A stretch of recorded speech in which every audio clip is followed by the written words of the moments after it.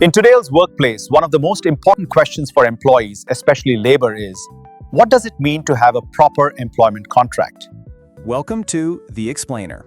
Today, we're diving into a landmark court ruling in Pakistan that has totally changed the game for any company using contractors. Now, this isn't some small legal tweak. We're talking about a massive shift that redefines who you are legally responsible for.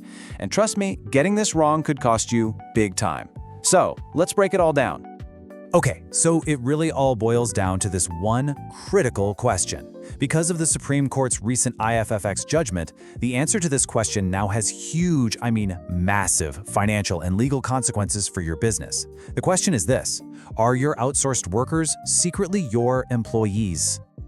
All right, to really get a handle on just how big of a deal this is, we've got to rewind a bit and look at how things used to work. See, for years, outsourcing was seen as this, super straightforward way to manage labor costs and responsibilities. But, well, it created a system that had some pretty serious flaws. So the core of the old system was all about form. What does that mean? It means as long as you had a piece of paper, a contract, that said a worker was employed by some third-party contractor, that was pretty much good enough for the law. The day-to-day reality, what was actually happening on the ground? It didn't matter nearly as much as what the paperwork said. And this whole form over substance thing, it meant companies could pretty easily sidestep some major obligations. And we're not talking about small stuff here. We're talking about fundamental worker protections, right? Things like EOBI contributions, Social Security, paying the legal minimum wage, and, respecting the right to form a union. It was, frankly, a massive loophole. And then everything changed. The Supreme Court's IFFCO judgment came along and just completely flipped the script. It forced companies to literally rethink their entire approach to contract labor. A total game changer. The court's new stance is captured perfectly in this one line. They've made it crystal clear they are not just going to look at the piece of paper anymore. Nope. Instead, they're going to dig in and investigate the actual working relationship. It's like they're piercing the corporate veil, so to speak, to see what's really going on. So, this established the new guiding principle, substance over form. Basically, the court said, look, if your outsourcing arrangement looks like a sham just to get out of your legal duties, we're going to treat it like a sham. Simple as that. The reality of the situation, the substance, is what matters now, not just the form. Okay, so you're probably thinking, if the contract isn't the final word, then how in the world do the courts figure out who the real employer is? Well, they use a very specific method, and it's called the control test. And really, it all boils down to this one simple question. Who's actually in charge? Who's directing the work? Who really holds the power in the relationship? Just forget about the job titles and the contracts for a second. Who's acting like the boss? The control test is super practical. It breaks down into 3 key areas. First up, payment authority. Who actually pays the wages, or at least controls them?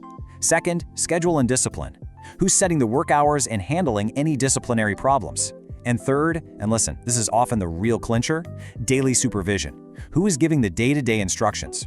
If your company is the one doing all these things, well, guess what? The court is very likely going to see you as the true employer. And there's another major pitfall you absolutely have to be aware of. It's called the continuation principle. Here's how it works. Let's say your contract with an outsourcing company expires, but their workers, they just keep showing up and doing the work. In that case, the court will automatically consider them your permanent employees, just like that. It means sloppy contract management can literally create an employment relationship by default. It's a huge risk. Okay, so we've seen the risks, we understand the new legal standard. The obvious next question is, how do you outsource work without falling into all these traps? How can you actually do this the right way? All right, the single most critical decision you can make is what you outsource. Here's a good rule of thumb. Trying to outsource your core functions, the stuff your business actually does, like production or quality control, that is extremely high risk. The courts are going to be super skeptical of that. On the other hand, outsourcing ancillary services, the support stuff like cleaning, security, or running the canteen, that's way safer and much more legally defensible. Next up, you have to build a legal firewall, and that starts with your contract. It has to be absolutely ironclad. I'm talking, it must clearly name the contractor as the sole employer. It needs to assign all employment responsibilities to them. It has to require them to provide proof of compliance, like EOBI payments. And finally, you need strong indemnification clauses that protect you if anything goes sideways. But, and this is so important, remember the big theme here, substance over form. A perfect lawyer-approved contract is totally useless if your managers are out on the factory floor giving direct orders to the contractor's employees. Your day-to-day operations have to respect that boundary. All communication should go through the contractor's supervisor, not directly to their workers, period. Okay, let's pull all of this together into a final, actionable playbook. Because, understanding the law is one thing, but actually putting it into practice is a whole other ballgame. And the consequences of getting this wrong, well, they're severe.